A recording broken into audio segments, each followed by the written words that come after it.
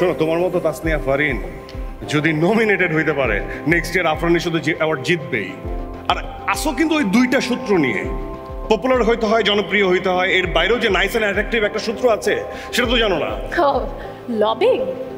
Lobbying তো কম করিনি এবার, প্রচুর করছি লবিং। লবিং করে কি মার্কেট পাওয়া যায় নাকি?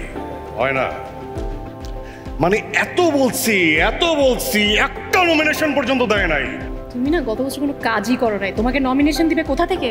ও কাজ করি নাই না তাহলে তো ভুল বললাম। হ্যাঁ শুধু শুধু ভুল বুঝছি না। না তারপরও দেয়া যায় না?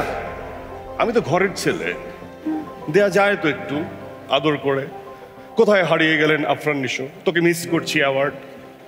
বা দেওয়া যায় তো আফরান শিশু স্মৃতি পদক, বা এমনি এমনি তোকে দিলাম, তুই আয়, তুই তো ঘরের ছেলে, অ্যাওয়ার্ড। ওয়েল, এইভাবে চলতে থাকলে নেক্সট ইয়ার সবচেয়ে আজাইরা সঞ্চালকের অ্যাওয়ার্ডটা তুমি পাচ্ছ কনফার্ম। দেয় দেয় দেয়, তুমি নিবা। আমি নিব, আমি বাচ্চা বাচ্চা ফিল অ্যাওয়ার্ড তো করি। তুমি হাতছাড়া করবা না, জানি তো।